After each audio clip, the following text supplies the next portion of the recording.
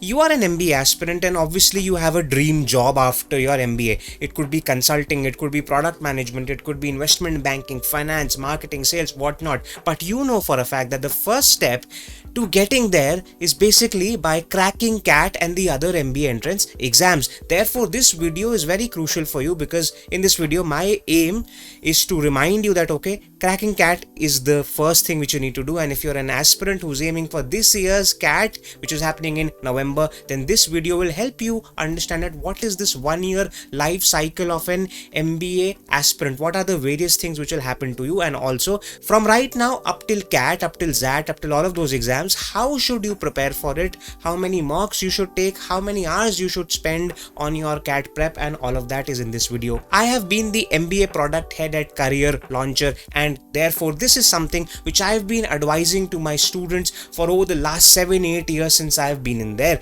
And therefore let's understand what exactly you have to do. Let's see that what exactly is going to be the life cycle which you need to follow, which will be happening to you. Now, obviously, people ask me, students ask me that, okay, what is the ideal time when we should start preparing for CAT? When should we start preparing for our MBA? Usually, my advice is April to May for your November CAT attempt is a good enough time. If you start from sometime April, it's good. It's a fair amount of time. You don't need more than this. It could also be that you would have started late. Probably you're watching this video sometime in June or sometime even after that. The fact is, you can still crack it. It's not about how many months are there. It's about how many hours you have to spend. And towards the end of this video, I'll give you that exact figure of how many hours should you ideally think about spending in CAT prep. However, April and May, which is when we are right now, is when you should start, and your next entire journey is about exam preparation. I will speak about this separately now after this.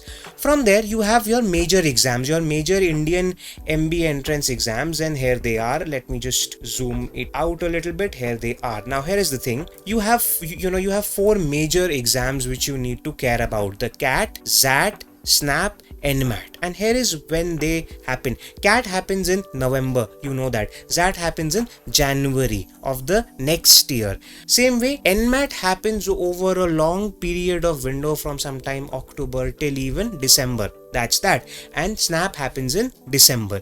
These are the 4 major Indian MBA entrance exams. Up till some time back, there was also another major exam called IIFT, but now IIFT, which is the Indian Institute of Foreign Trade, they accept the CAT scores. Apart from that, you have other exams. For example, MyCAT, which is for MICA Ahmedabad, CMAT, MAT, TIS, all of those. But if you are genuinely looking at building a dream career for yourself after your MBA, and here is something which I should say to you here.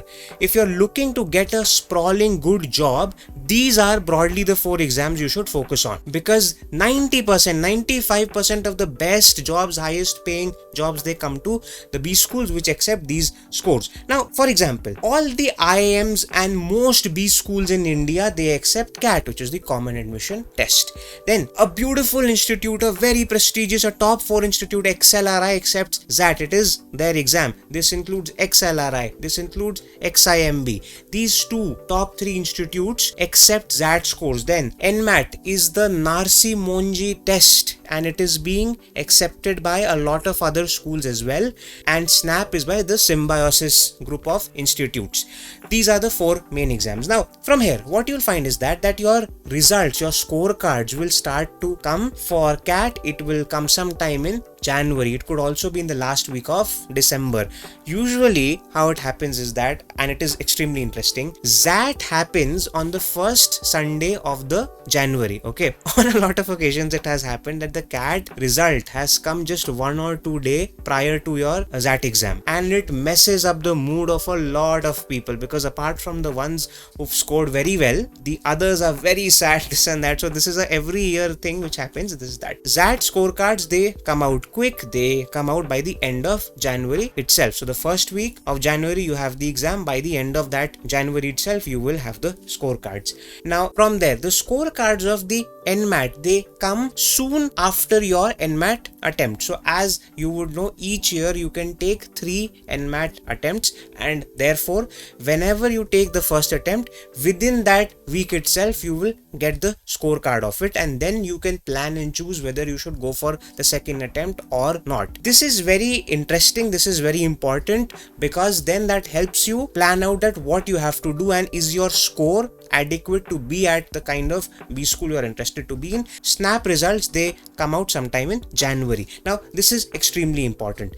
I am yet to explain you what exactly, how many hours you have to spend in your exam preparation. I will speak to you at the end of this. Now from there, your B school calls, your B school will start sending you interview intimations through email. Now when I'm saying B school calls do not mean that you will get a phone call. No, a lot of students who have no idea about it and who are new, and I can understand that this word, it makes them feel as if the B school will give you a phone call. It's not the case. You get an email that hey, either you've been shortlisted and your interview is on so and so date. Then your interviews, they start in February and they go up till April. Now in some schools, for example SP Jain. Now SP Jain is one B school which is the first to give out their calls. How it happens is that when you were filling that form, you would have shared your entire profile, your 10th, 12th, UG scores and everything.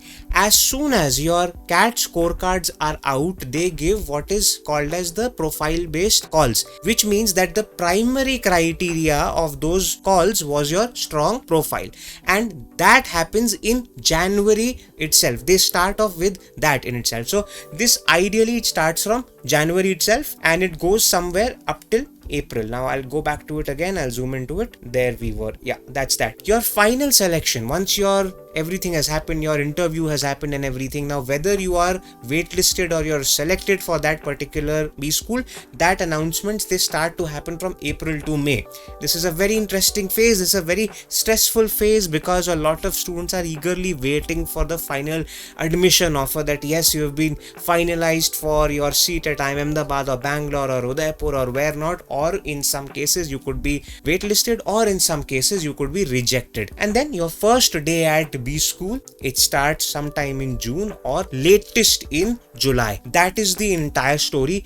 This, my dear friends, is the entire life cycle of your CAT journey from right now up till CAT and the various subsequent exams. It is very important for you to have this view. Now I'll give you a quick idea of the exam preparation, that exactly how should you prepare for it. Now while I will create a separate video for it also, but in this video I just want to broadly speak about it. Now since I am advising you that April and May is the ideal month for you to start this off, yes, you can start it off earlier as well, but if you're starting at the sweet spot of April, then how it works, how it should happen is this. You need approximately 750 hours for your CAT prep, and I'll make a separate video on it again. Within those 750 hours, 300 hours is for mock tests and mock test analysis. 450 hours is for your conceptual clarity. Now from April to June, in these 2.5-3 months, your objective has to be to get done with all the concepts, basics. Get back to that. If you're somebody who feels that okay, my quant is weak, my this is weak, get back to the basics. Either you purchase good books which help you with the quant basics. Let me know in the comments. I'll give you the names of a few with which I had studied. Or if you're enrolled at a coaching program, say for example at CL, then ensure that you yourself at your speed are able to finish your syllabus by June. Now from right now itself, from April itself, start appearing for mock tests. This is a very big problem. Students feel that okay, once we complete our syllabus, then we will appear for mock tests, this and that. No, that's a bad strategy. Right now, in fact, on your first day of CAT prep, start with a mock test. Enroll for a mock test series. It could be anyone. CL is good. I know it. I've been there. I work with them. I know this. They are good in their test series.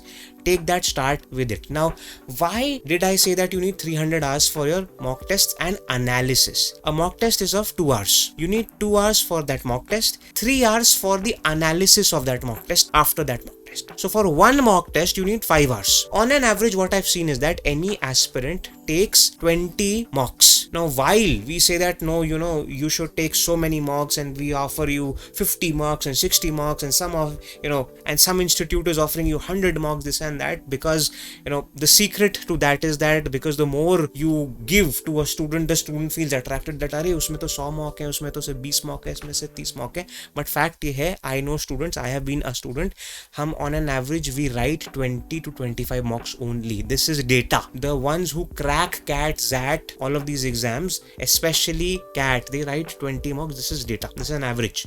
Okay, I am assuming you will write 20 mocks, 5 hours each for one, which means 100 hours तो ये होगा. अब जो 300 hours जो मैं mock test के लिए कहे थे, उसमें से जो 200 hours रह गए हैं, वो है sectional tests, वो है topic based tests. These would be a lot of tests. So for example, from April to June, when you're studying for something, take a lot of topic test side by side. As soon as you're finishing one topic, or once you finish a sub topic, go ahead and take a topic test. That is important. That helps you revise that there and then. Also frequently take sectional tests, means QA का एक test अलग, VARC का एक test अलग. That will help you also focus on your weaker areas.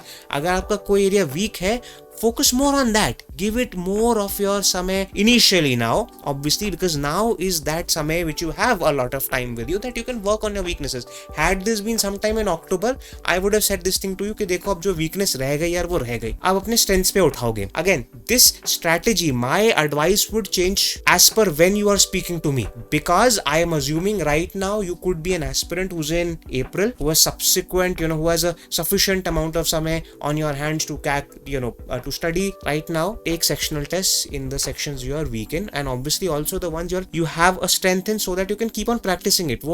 It should keep on functioning well. That is that. So 750 hours is what you need, and what I had shared with you on the screen is the entire journey, the life cycle of a CAT aspirant. I hope this gave you clarity. If you're somebody who is an aspirant who's appearing for this year's CAT, this will give you clarity. This will give you a roadmap. You can always approach me and I'll help you out further in this. Let's get on to the next video and understand more about CAT prep and how to get your dream job from MBA.